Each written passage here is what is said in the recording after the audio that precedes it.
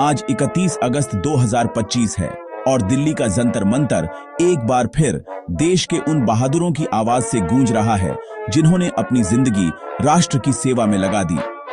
यह कोई साधारण प्रदर्शन नहीं, बल्कि वन रैंक वन पेंशन यानी OROP के तीसरे संशोधन की मांग को लेकर पूर्व सैनिकों का एक बड़ा आंदोलन है।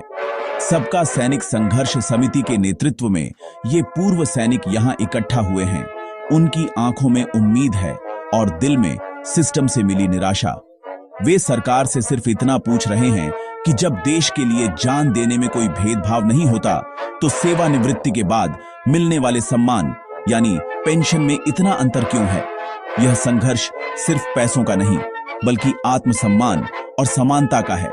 OROP का सीधा और सरल मतलब है एक ही रैंक और बराबर समय तक सेवा देने वाले सैनिकों को, चाहे वे किसी भी साल में सेवानिवृत्त हुए हों, एक समान पेंशन मिलनी चाहिए। सोचिए, एक सिपाही जो 1995 में रिटायर हुआ और दूसरा जो 2015 में रिटायर हुआ, दोनों ने समान वर्षों तक देश की सेवा की, लेकिन उनकी पेंशन में जमीन आसमान का अंतर है। इसी असमानता को दूर करने के लिए OROP की अवधारणा लाई गई थी। सरकार ने इसे लागू तो किया, लेकिन पूर्व सैनिकों का आरोप है कि इसका कार्यान्वयन अधूरा और त्रुटिपूर्ण है। वे इसे वन रैंक 5 पेंशन का मजाक कहते हैं, क्योंकि हर 5 साल में पेंशन की समीक्षा के कारण अलग अलग पेंशन स्लैब बन गए हैं, जो OROP की मूल भावना के ही खिलाफ है। यह आंदोलन 23 जुलाई 2025 को तब और तेज हो गया जब हजारों पूर्व सैनिकों ने जंतर मंतर से संसद तक मार्च निकालने का ऐलान किया। उनकी मांग OROP 3 को उसके असली स्वरूप में लागू करने की है। उनका कहना है कि पेंशन में संशोधन स्वचालित होना चाहिए, न कि प्रशासनिक देरी का शिकार। वे चाहते हैं कि जवानों और अधिकारियों के बीच पेंशन तथा अन्य भत्तों में जो कथित भेदभाव है, उसे तुरंत समाप्त किया जाए। यह लड़ाई सिर्फ दिल्ली की सड़कों तक सीमित नहीं है, बल्कि यह देश के हर उस गांव और शहर में महसूस की जा रही है जहां एक पूर्व सैनिक अपने परिवार के साथ रहता है और अपने हक के लिए सरकार की ओर देख रहा है। इस विरोध प्रदर्शन की जड़ें उन विसंगतियों में छिपी हैं जो पहले और दूसरे OROP संशोधनों के बाद भी बनी हुई हैं। पूर्व सैनिक स्पाश जैसे डिजिटल पेंशन पोर्टलों से जुड़ी समस्याओं से भी जूझ रहे हैं, जहां तकनीकी खामियों के कारण उन्हें समय पर पेंशन नहीं मिल पा रही। वे चाहते हैं कि सरकार उनकी लंबित शिकायतों का तुरंत समाधान करे और बकाया राशि का भुगतान करे। यह केवल एक प्रशासनिक मांग नहीं है, बल्कि यह उन सैनिकों के प्रति हमारी जिम्मेदारी है जिन्होंने अपनी जवानी देश की सीमाओं की रक्षा में समर्पित कर दी। उनकी आवाज को अनसुना करना देश के प्रहरियों के मनोबल को कमजोर करने जैसा है। पूर्व सैनिकों की मांगों की सूची लंबी हो सकती है, लेकिन उनके केंद्र में एक ही सिद्धांत है, समानता और न्याय। उनकी सबसे पहली और सबसे महत्वपूर्ण मांग OROP का वास्तविक कार्यान्वयन है। इसका मतलब है कि सेवानिवृत्ति की तारीख को दरकिनार करते हुए एक ही पद पर समान सेवा अवधि पूरी करने वाले सभी सैनिकों को एक समान पेंशन दी जानी चाहिए। वे तर्क देते हैं कि मौजूदा व्यवस्था ने OROP की आत्मा को ही मार दिया है, क्योंकि यह अभी भी पुराने और नए सेवानिवृत्त सैनिकों के बीच एक बड़ी खाई पैदा करती है। यह सिर्फ एक वित्तीय मांग नहीं है, बल्कि यह इस सिद्धांत को स्थापित करने की लड़ाई है कि देश के लिए दी गई सेवा का मूल्य समय के साथ कम नहीं होता। दूसरी बड़ी मांग जवानों यानी अधिकारी रैंक से नीचे के कर्मी और कमीशन प्राप्त अधिकारियों के बीच पेंशन, भत्तों और अन्य लाभों में मौजूद कथित भेदभाव को समाप्त करने की है। प्रदर्शनकारियों का मानना है कि सैन्य सेवा में हर रैंक का अपना महत्व और योगदान होता है और सेवानिवृत्ति के बाद लाभों में इतना बड़ा अंतर नहीं होना चाहिए। इसके अलावा वे उन जवानों के लिए उचित वेतन निर्धारण की भी मांग कर रहे हैं जो सेवानिवृत्ति के बाद नागरिक सेवाओं या सार्वजनिक क्षेत्र के उपक्रमों में फिर से नौकरी करते हैं। वे चाहते हैं कि कार्मिक एवं प्रशिक्षण विभाग यानी DOPT के दिशा निर्देशों को बिना किसी हेरफेर के पूरी तरह से लागू किया जाए। एक और अहम मांग पेंशन में हर 5 साल में होने वाले संशोधन को स्वचालित बनाने की है। वर्तमान में पेंशन का पुनरीक्षण एक लंबी और जटिल प्रशासनिक प्रक्रिया से गुजरता है, जिससे अक्सर देरी होती है और बकाया राशि जमा हो जाती है। पूर्व सैनिकों का कहना है कि इस प्रक्रिया को तकनीक की मदद से स्वचालित बनाया जाना चाहिए, ताकि हर 5 साल में पेंशन बिना किसी देरी के अपने आप संशोधित हो जाए।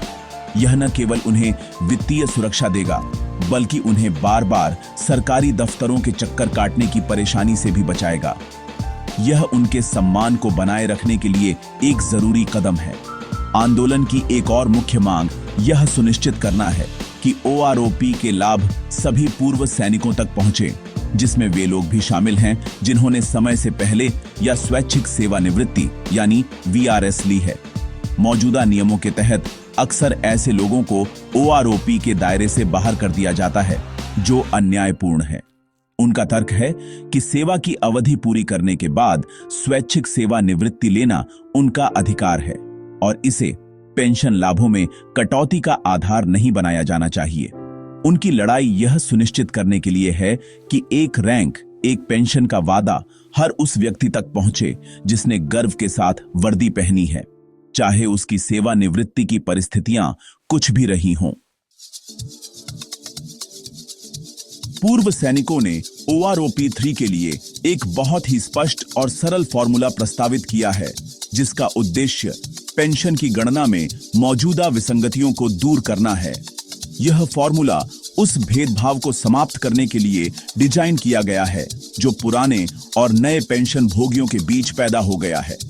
इस पसंदीदा फॉर्मूले के अनुसार किसी भी सैनिक की पेंशन की गणना आधार वर्ष में सेवानिवृत्त हुए सैनिकों की पेंशन के आधार पर की जाएगी। OROP 3 के लिए आधार वर्ष 2023 को माना गया है। इसका मतलब है कि आपकी पेंशन तय करने के लिए यह देखा जाएगा कि 2023 में आपके ही रैंक और आपकी ही सेवा अवधि वाले सैनिकों को कितनी पेंशन मिल रही है। इस फॉर्मूले को समझने के लिए एक सरल उदाहरण लेते हैं। मान लीजिए एक हवलदार 20 साल की सेवा के बाद 2005 में सेवानिवृत्त हुआ था और आज उसकी पेंशन 22,000 रुपए है। अब OROP 3 फॉर्मूले के तहत सरकार यह देखेगी कि 2023 में 20 साल की सेवा के साथ सेवानिवृत्त हुए हवलदारों को न्यूनतम और अधिकतम कितनी पेंशन मिली। मान लीजिए कि 2023 में रिटायर हुए ऐसे हवलदारों में सबसे कम पेंशन 26,000 और सबसे ज्यादा पेंशन 28,000 थी। तो इन दोनों राशियों का औसत निकाला जाएगा, जो कि 26,000 और 28,000 को जोड़कर फिर 2 से भाग देकर 27,000 होगा। इस तरह 2005 में रिटायर हुए हवलदार की पेंशन बढ़कर 27,000 हो जाएगी। इस फॉर्मूले की सबसे खास बात यह है कि इसमें किसी की भी पेंशन कम नहीं होगी। यदि पुनर्गणना के बाद किसी की पेंशन मौजूदा पेंशन से कम आती है, तो उसकी पुरानी यानी ज्यादा वाली पेंशन ही जारी रहेगी। समायोजन केवल ऊपर की ओर होगा, नीचे की ओर नहीं। यह नियम सुनिश्चित करता है कि पेंशन सुधार का किसी पर भी नकारात्मक प्रभाव न पड़े। इस बदलाव का सबसे बड़ा फायदा उन पुराने पेंशन भोगियों को मिलेगा जो बहुत कम वेतनमानों के तहत सेवानिवृत्त हुए थे। यह फॉर्मूला पीढ़ियों के बीच पेंशन के अंतर को पाट देगा और कुल औसत पेंशन भुगतान में उल्लेखनीय वृद्धि करेगा, जिससे हजारों परिवारों को आर्थिक राहत मिलेगी। अगर कोई सैनिक या उसका परिवार इस फॉर्मूले से अपनी संभावित पेंशन की पुनर्गणना करना चाहता है, तो उसे कुछ जानकारियों की आवश्यकता होगी। सबसे पहले, सेवानिवृत्ति के समय आपका पद और आपकी कुल सेवा अवधि वर्षों और महीनों में पता होनी चाहिए। इसके बाद आपको अपने ही पद और सेवा अवधि के लिए आधार वर्ष 2023 में सेवानिवृत्त हुए सैनिकों को दी गई न्यूनतम और अधिकतम पेंशन राशि का पता लगाना होगा। इन दोनों राशियों का औसत निकालकर आप अपनी नई अनुमानित पेंशन जान सकते हैं। यह पारदर्शी और सरल प्रक्रिया OROP के वादे को सही मायने में पूरा करने की क्षमता रखती है। OROP का मुद्दा केवल वित्तीय हिसाब किताब का नहीं है। यह सीधे तौर पर हमारे सैनिकों और उनके परिवारों के सम्मान और समानता के अधिकार से जुड़ा है। जब एक युवा देश की सेवा के लिए वर्दी पहनता है, तो वह यह सोचकर नहीं पहनता कि उसे भविष्य में किस वेतन आयोग का लाभ मिलेगा। वह केवल देश की रक्षा के बारे में सोचता है। इसलिए जब समान रैंक और समान सेवा अवधि वाले दो सैनिक सिर्फ इसलिए अलग अलग पेंशन पाते हैं क्योंकि वे अलग अलग वर्षों में सेवानिवृत्त हुए, तो यह उनके आत्मसम्मान पर चोट करता है। OROP 3 का सही कार्यान्वयन इस अन्याय को समाप्त करेगा और यह संदेश देगा कि राष्ट्र अपने सभी रक्षकों के योगदान को समान रूप से महत्व देता है। पेंशन की गणना में सेवा अवधि की सटीक गिनती भी न्याय सुनिश्चित करने के लिए महत्वपूर्ण है। पूर्व सैनिकों की मांग है कि सेवा की अवधि की गणना करते समय सेवा के पहले और अंतिम दिन दोनों को पूरे दिन के रूप में शामिल किया जाना चाहिए। यह एक मानक प्रक्रिया है जिसका पालन कई देशों में किया जाता है ताकि किसी भी सैनिक की सेवा अवधि को कम न आंका जाए। कुछ महीनों या दिनों का अंतर भी पेंशन की राशि पर बड़ा प्रभाव डाल सकता है।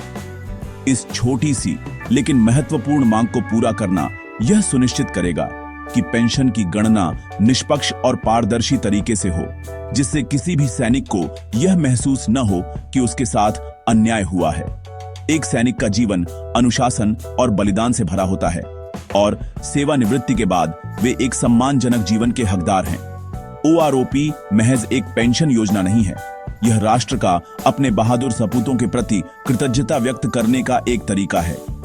जब एक सैनिक को यह भरोसा होता है कि सेवानिवृत्ति के बाद उसका और उसके परिवार का भविष्य सुरक्षित है, तो उसका मनोबल ऊंचा रहता है। OROP 3 का सही कार्यान्वयन न केवल मौजूदा पूर्व सैनिकों को लाभ पहुंचाएगा, बल्कि यह सेना में शामिल होने के लिए युवाओं को भी प्रेरित करेगा। यह एक सकारात्मक संदेश देगा कि देश अपने नायकों को कभी नहीं भूलता।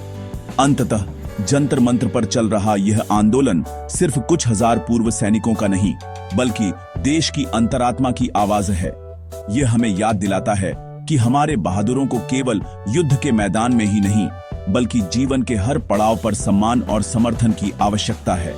सरकार को उनकी मांगों को सहानुभूतिपूर्वक सुनना चाहिए और OROP 3 को उसकी सच्ची भावना के साथ लागू करना चाहिए। ऐसा करके हम न केवल एक पुरानी मांग को पूरा करेंगे, बल्कि एक ऐसे समाज की नींव भी मजबूत करेंगे जो अपने रक्षकों को समानता, न्याय और सम्मान देने में विश्वास रखता है। यही सच्चा राष्ट्र धर्म है।